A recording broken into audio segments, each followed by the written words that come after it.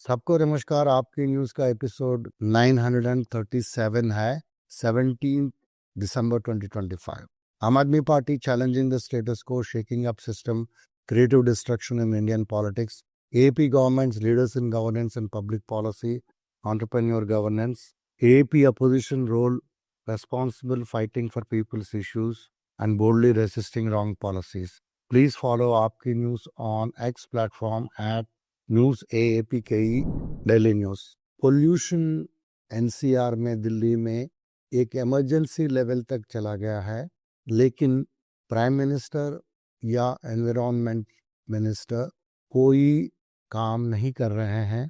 पूरा north India ये हवा का प्रदूषण से जूझ रहा है। GRAP एक टाइप का रेटिंग दिया जाता है, तो ये रेटिंग 4 में आ गया है, मतलब सबसे ज़्यादा बड़ा इमरजेंसी ये नेशनल कैपिटल में किया गया है। लेकिन ये ऑलमोस्ट 1 साल हो गया है बीजेपी गवर्नमेंट दिल्ली का, लेकिन उन्होंने कोई काम नहीं किया एयर प्रदूषण को रोकने के लिए। पहले बोलते थे कि स्टबल बर्निंग पराली जलाने से हो रहा है बोल के, लेकिन पंजाब का पराली जलाना काफ़ी कम हो गया और सुनने में आया कि हरियाणा भी काफ़ी कम हो गया है।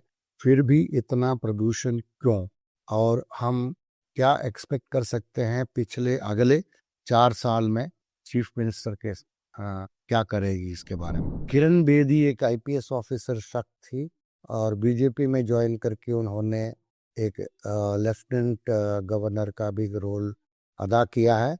उन्होंने एक ट्वीट करी थी, ग्रेटर कैलाश में AQI जो है रियल टाइम में 400 प्लस है और PM 2.5 और PM 10 भी लेवल काफ़ी बड़ा है। सॉरी, AQI 756 बताया उन्होंने। यहाँ एक वो मीटर का रीडिंग भी बताया। 13 डिग्री सेल्सियस है, फॉग है। ये बहुत ही खतरनाक चीज़ है। इससे ज़्यादा करप्शन हो ही नहीं सकता। दिल्ली में 11 गवर्नमेंट हॉस्पिटल्स है, उसके अंदर 10,075 बेड्स हैं, उसमें से 4,314 ICU बेड्स हैं। ये सभी दिल्ली का टैक्स पे किया हुआ आम लोगों से पैसे से बना है। इसको बीजेपी प्राइवेटाइज करना चाहती है। ये बना है पब्लिक मनी से, और किस लिए बना? फ्री ट्रीटमेंट के लिए। और बीजेपी जो है उसको प्राइवेट कंपनियों को हैंड ओवर करना चाहती है। तो बीजेपी हेल्थ केयर को बिजनेस की तरह से देखती है। इसमें GTB हॉस्पिटल, रघुवीर नगर, शालीमार बाग, सिरसापुर, जवालपुरी कई सारे हैं। आपको अगर याद होगा, पिछले 10 साल का आम आदमी पार्टी का गवर्नमेंट में 10वीं साल में ऑलमोस्ट कंप्लीशन में आ गए थे, लेकिन हमको हराया गया था, तो उसको कंप्लीट नहीं किया गया और इसको ये बेच रही है। दिल्ली का AQI 450 एवरेज से ज़्यादा बढ़ गया है। अब हमको एक थोड़ा सा डिटेल्स जानना ज़रूरी है। ये GRAP 4 क्या होता है? GRAP एक ऐसा है, ग्रेडेड रेस्पॉन्स एक्शन प्लान। तो ग्रेडेड रेस्पॉन्स एक्शन प्लान अगर 1 में है तो कुछ रिस्ट्रिक्शंस ऐसे दिए जाते हैं कि 201 से लेके अगर 300 AQI है तो कुछ रिस्ट्रिक्शन दिए जाते हैं। और दूसरा GRAP 2 में अगर है तो और ज़्यादा रिस्ट्रिक्शंस हो जाते हैं। वो 301 से 400 तक अगर आपका AQI है तो उसको वेरी पुअर बोला जाता है। और GRAP 3 में और ज़्यादा रिस्ट्रिक्शन करते हैं, और उसमें 401 से 450 उसको सीवियर बोला जाता है। अभी दिल्ली NCR में ये चल रहा है, ये 450 से ज़्यादा है। तो AQI अगर क्रॉस कर जाता है 450, उसको सीवियर प्लस कैटेगरी में डाला जाता है। इसका मतलब बहुत ही ज़्यादा ICU पकड़ लीजिए, कोई आदमी को ICU में रख दिया जैसा सिचुएशन है। कल एक फेमस फुटबॉलर मेसी का एक प्रोग्राम था फुटबॉल का दिल्ली में। जब रेखा गुप्ता CM आई थी तो सब लोग बोलने लगा AQI AQI। अरविंद केजरीवाल ने संजय सिंह के साथ एक फिल्म स्क्रीनिंग में गया था, उसका नाम है पारो पिनाकी की कहानी। उन्होंने फिल्म देखने के बाद वो एक्टर्स डायरेक्टर्स सभी को तारीफ किया था। इसमें कई सारे दो मुद्दे ज़्यादा से ज़्यादा, एक सेंसिटिविटी, बहुत ही सेंसिटिविटी में दिखाया गया है। आप इस फिल्म को ज़रूर देखिएगा। Chief justice India of India ने एक hybrid hearing model supreme court के अंदर लागू करने के लिए बताया था। 461 AQI होने के बाद हाइब्रिड मॉडल का मतलब यह है कि कुछ कुछ टाइम आप कोर्ट में आओ, कुछ टाइम कोर्ट में मत आओ। तो संजय सिंह ने इसके ऊपर बताया था कि चीफ जस्टिस ऑफ इंडिया जो बोला बहुत अच्छी चीज़ है, लेकिन हर साल इंडिया में 20 लाख लोग मर रहे हैं हवा का प्रदूषण की वजह से। तो दिल्ली को तो एक गैस चेम्बर बनाया गया है और AQI का लेवल कभी कभी 1000 से ऊपर भी जा रहा है। तो ये इश्यूज को पार्लियामेंट में क्यों डिस्कस नहीं करते? और रुपये का वैल्यू कॉन्स्टेंटली गिर रहा है और डेट जो है इंडिया का 200 लाख करोड़ से ज़्यादा हो गया है। और चाइना आके अरुणाचल में ब्रिजेस बना रहे, रोड्स बना रहे, गांव बना रहे, और अमेरिका हमको इतना इंसल्ट कर रहे हर दिन और 50% का टैरिफ लगा रहे, और किसान लोग जो है वो, उन लोगों को एक बैग फर्टिलाइजर भी नहीं मिल रहा है। तो ये सभी चीज़ों को पार्लियामेंट में डिबेट नहीं होना चाहिए, ये कोई सीरियस मैटर नहीं है करके उन्होंने पूछा था। पार्लियामेंट ने में डॉक्टर संदीप पाठक ने बोला था कि इलेक्शन कमीशन पारदर्शी नहीं है और इम्पार्शियल भी नहीं है।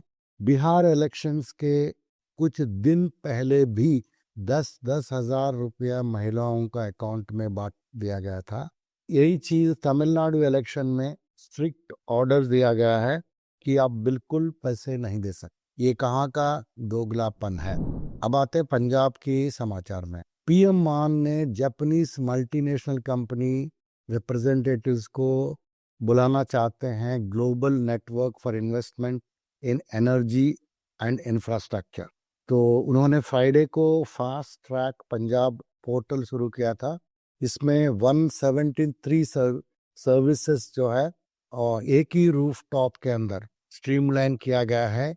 ये इसमें से इंडस्ट्रियल फैसिलिटेशन होगा पूरा।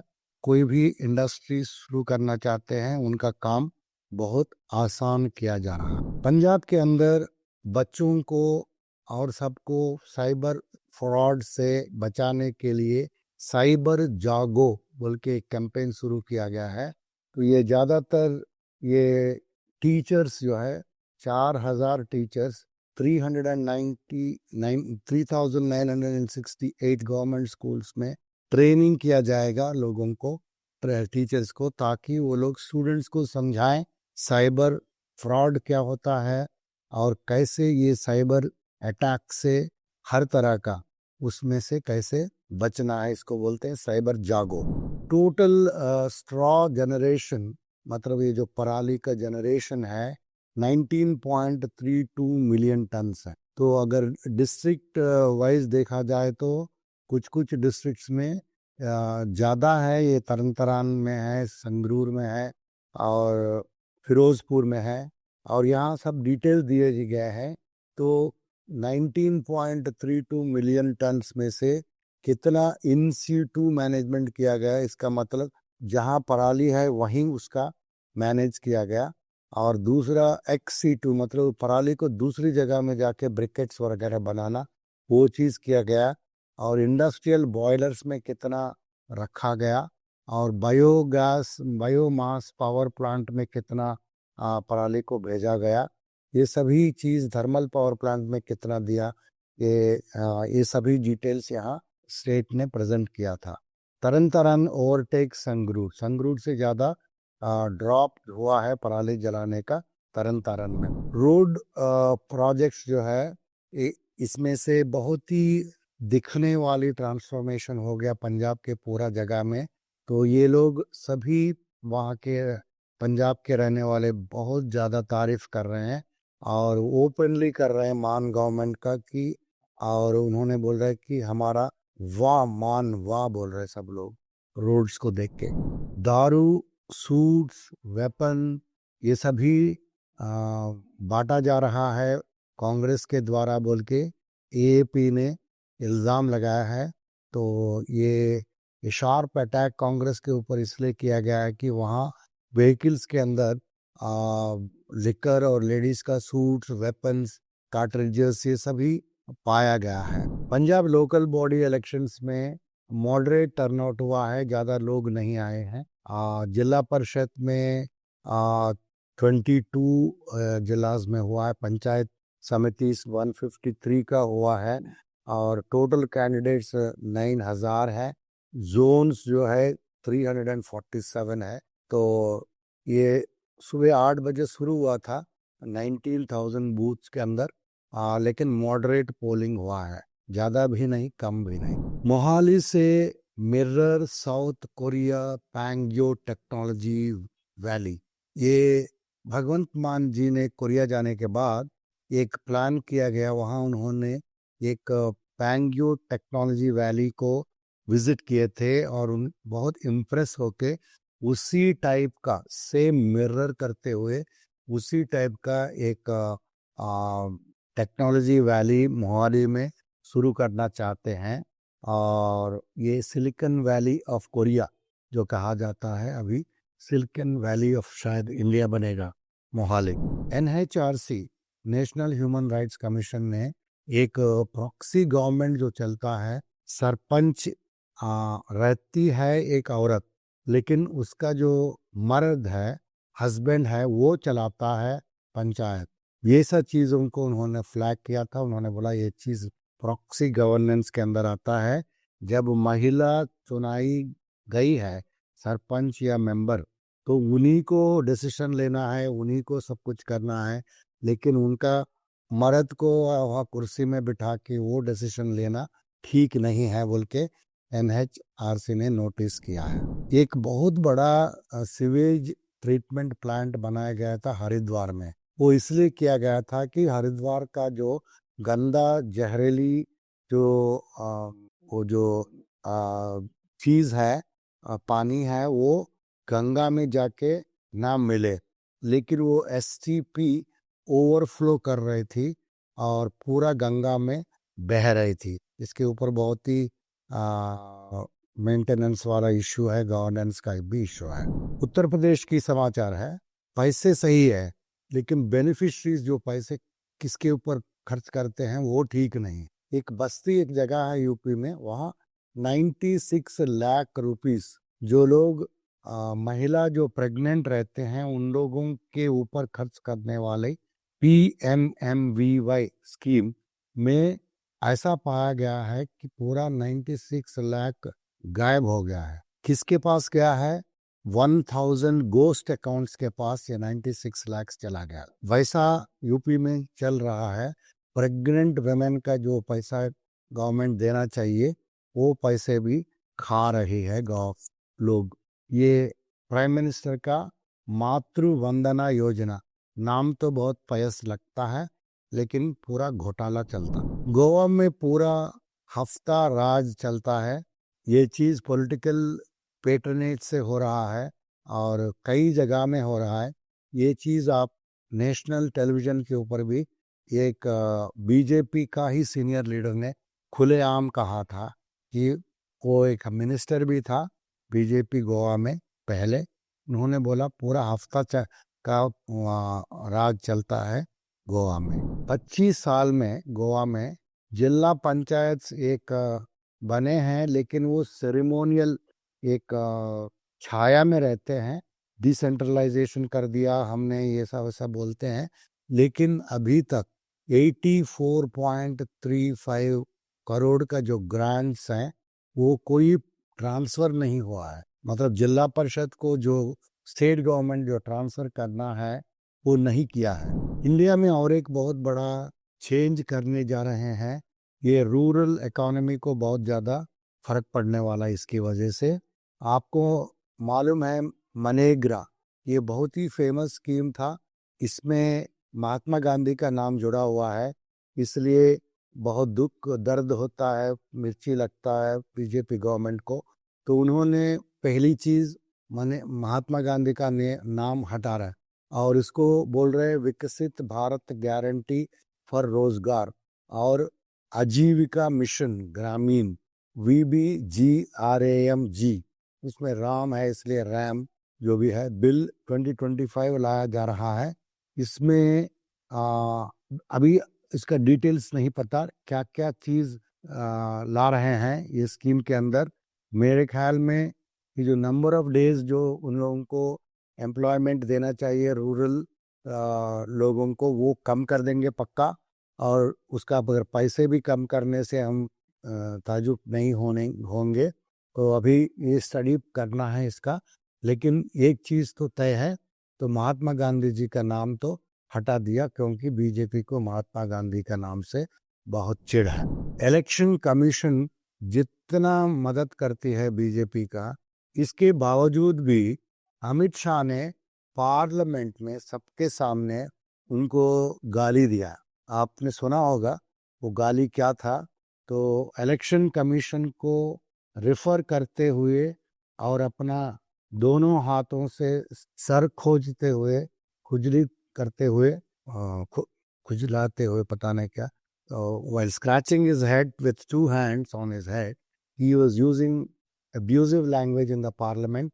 That is your home minister. एक periodic labor force survey 2023-2024 ये चीज बताता है कि 19.4% सेल्फ एम्प्लॉयड वर्कर्स जो है अनपेड है। ये मैं थोड़ा विस्तार से समझाता हूँ कैसा अनपेड है। ये छत्तीसगढ़ में सबसे ज्यादा है 36.4, मध्य प्रदेश में इसके बाद 33.4, झारखंड में 30.4। ये शोइंग द हाईएस्ट प्रपोर्शन, सबसे ज्यादा अनपेड लेबर इंडिया में ये तीनों जगह में। ये अनपेड लेबर का क्या मतलब होता है कि देखिए इंडिया में वर्कर्स जो है 3 मेजर एम्प्लॉयमेंट कैटेगरीज के अंदर बांटा जाता है।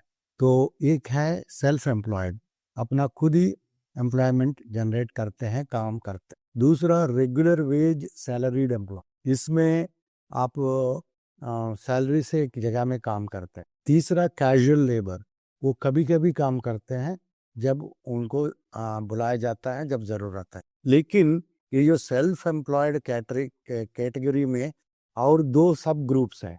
उसमें क्या है, own account holders and employees, those who run their own business और एंटरप्राइज। मतलब उनका अकाउंट रहता है, उनमें काम करने वालों का भी अकाउंट रहता है। वो लोग दोनों को अकाउंट तो रहता है और पैसे भी कमाते हैं। लेकिन जो unpaid helpers in household enterprises में रहते हैं, individuals who assist a family run activity without receiving a wage. ये लोग मान लीजिए एक गांव में कुछ एक फैमिली है, उन लोगों को कुछ धान मिलता है, उसको सफाई करने में, पैकिंग करने में, उसको स्टोरेज करने में, इस चीज़ों में आपका डोमेस्टिक हेल्प बोल सकते हैं, या कोई भी लोग काम करते हैं। मतलब आपका सर्वेंट का वाइफ काम करते हो, उनका बच्चे काम करते हो, लेकिन उनको कोई पेमेंट नहीं मिलता। काम करते हो लोग, कई घंटे काम करते हैं। तो इन लोगों का जो ज्यादा परसेंटेज है झारखंड, मध्य प्रदेश और छत्तीसगढ़ में है। इंटरनेशनल न्यूज, इंडिया ने पाकिस्तान बेस्ड मिलिट्री ग्रुप्स 6 लोगों को, जो कश्मीर में टूरिस्ट के ऊपर जो अटैक हुआ था, उसके बारे में उन्होंने चार्जेस फाइल किए थे कश्मीर का कोर्ट के अंदर। उसमें आपको मालूम है कि 26 आदमी को मारा गया था और भाग गए थे कल्प्रिट्स उसके ऊपर।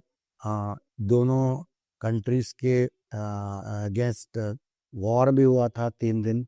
तो इसके बारे में कुछ बड़े बड़े पन्नों का 6 लोगों के ऊपर उन्होंने मिलिटेंट ग्रुप्स के ऊपर कोर्ट में दाखिल किया है कि ये लोग रेस्पॉन्सिबल है बोल के। आज का समाचार यहीं खत्म होता है।